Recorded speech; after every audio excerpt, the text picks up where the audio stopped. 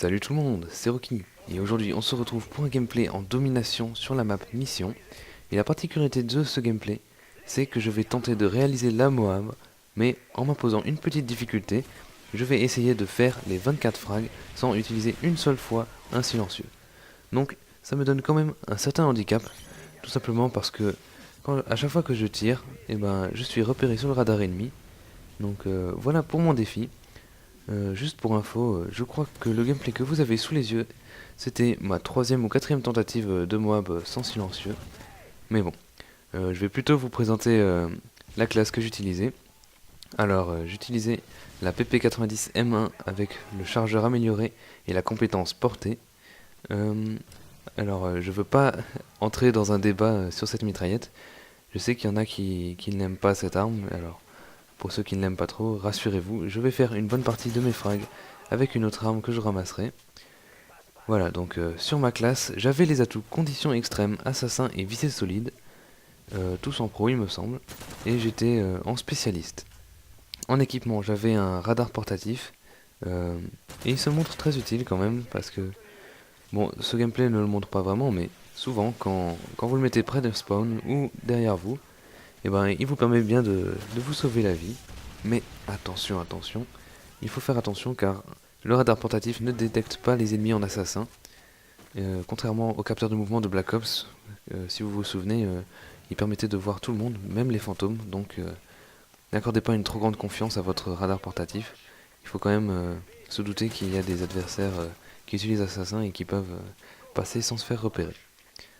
Bref, le début de ce gameplay, vous le constatez sûrement, il n'est pas forcément très passionnant, parce que je reste surtout au milieu de la map, près du point B, mais vous verrez ensuite que je m'avancerai un peu plus, surtout vers le spawn ennemi euh, autour de l'objectif A. Là, je loupe complètement mon adversaire sur mon tir à distance, donc c'était assez ridicule de ma part. Je pense qu'avec une MP7, je l'aurais tué un peu plus facilement. Voilà, donc là, je vous passe un moment en accéléré parce qu'il se passe quasiment rien. J'en profite pour remercier mes amis qui étaient présents et qui m'encourageaient. Donc, petite dédicace à Lyrix, Enzo et Vipers. Voilà, donc je ferme la parenthèse. Quand vous tentez la Moab avec une mitraillette, je vous conseille deux accessoires qui sont le chargeur amélioré et le silencieux. Si vous n'utilisez qu'un seul des deux, alors utilisez vraiment la compétence portée parce que avec une mitraillette vous allez avoir du mal dans tous les combats de distance quand vous tentez de la Moab. Surtout qu'il n'est pas vraiment conseillé de foncer dans le tas comme un bourrin. Sinon, bien sûr, avec la P90, je pense pas qu'il soit très utile de mettre le chargeur amélioré. Donc là, vous pouvez même mettre un tir rapide si vous voulez, mais bon. Là, après, c'est vous qui voyez. Donc, on arrive à un moment du gameplay où il va y avoir une petite interruption. Donc, il s'agit d'une migration d'os. Donc, j'ai eu peur de plus pouvoir tenter, enfin, de me faire stopper dans ma série, mais heureusement pour moi, la partie a repris. Ensuite, donc je vais vous parler de la technique en demi que j'utilise avec mes amis. Donc beaucoup de monde l'a fait dans ce mode de jeu, hein, c'est assez simple à faire. C'est tout simplement de tenir deux drapeaux et d'en laisser un à l'équipe adverse. De cette façon, les respawns sont facilement contrôlés. Voilà, donc ça donne un avantage, enfin ça vous rend la tâche plus facile comparé à d'autres modes de jeu comme le match à mort ou l'élimination confirmée. Là les respawns sont un peu plus foireux si je peux dire. Euh, voilà, là j'étais à environ 13 kills d'affilée. J'ai eu vraiment chaud à ce moment-là et comme un idiot, je suis revenu et je meurs à 13 d'affilée. C'est pas grave, je vais recommencer. Donc là, mon allié a le Reaper. Donc je vais en profiter pour parler un peu des séries de victimes, notamment de celles débloquées à 9 points. Donc il y a d'abord le mitraillage d'hélico. Je le trouve vraiment très moyen, je m'attendais à vraiment mieux quand le jeu était sorti. Il vous fait en général pas plus de kills qu'un Cobra. Ensuite, un autre killstreak de 9, c'est la volée d'AH6. Elle est assez efficace parce que, en gros, elle vous protège, vous et vos alentours, donc ça peut être pas mal. Et surtout, le dernier, c'est le Reaper. Alors, c'est une superbe série de victimes, franchement, rien à dire. Il permet d'enchaîner sur toutes ces autres killstreaks, genre Pavlo ou encore plus haut. Et ça permet aussi de protéger les objectifs et tout, donc ça peut être bien pratique.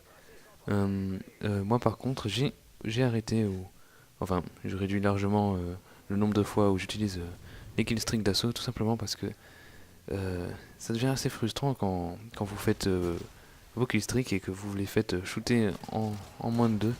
Franchement, c'est assez embêtant. Donc en ce moment, je joue en spécialiste et je le vis bien. Enfin bref. Vous avez vu que j'ai ramassé une CM901 par terre avec deux viseurs très bizarres. Je connais même pas leur nom. Euh, vous allez voir, je vais beaucoup m'en servir et elle va m'être utile dans ce gameplay. La CM901, elle fait partie des fusils d'assaut très peu utilisés sur ce jeu, mais pourtant, elle est très redoutable. Elle a, je crois, les dégâts d'un AK-47 si je me trompe pas. Et en plus, enfin, la cadence est pas très élevée, mais elle est acceptable, donc c'est un très bon fusil d'assaut, je le conseille à tous. Perso, depuis que j'ai fait ce gameplay, j'utilise cette arme, et c'est vraiment dommage qu'il n'y ait pas plus de monde qui joue avec.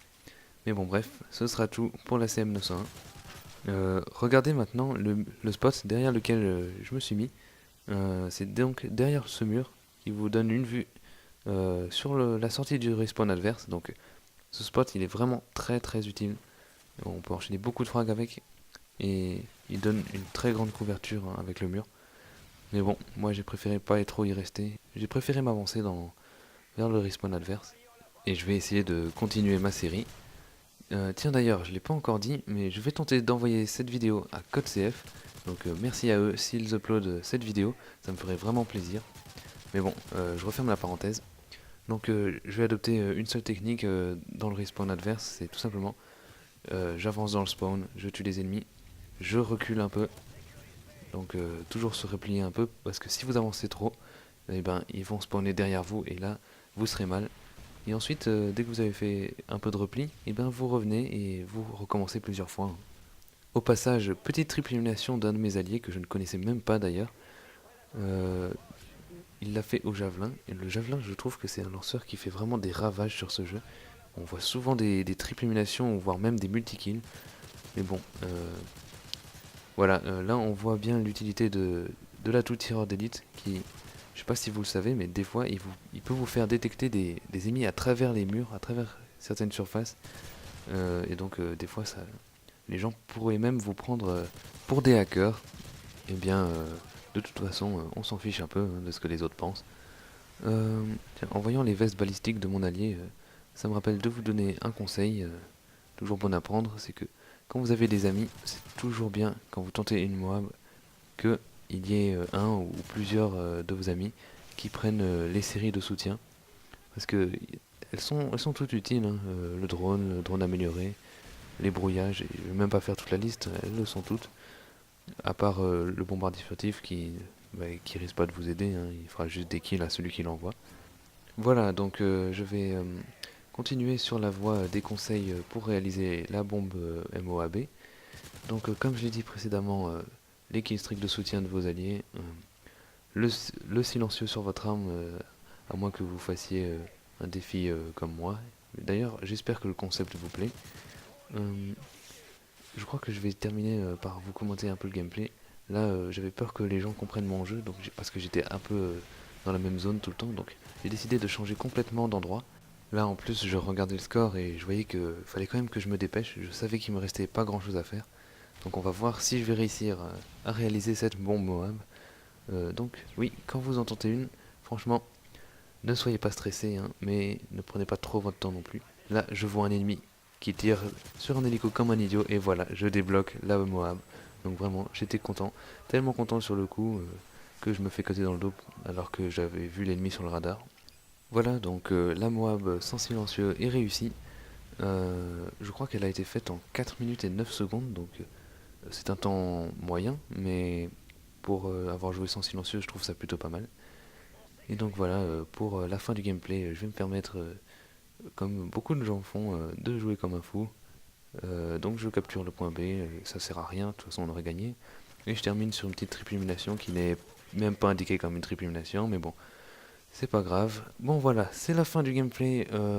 On termine sur un score de 200 à 141 au niveau des objectifs. On voit ma belle killcam.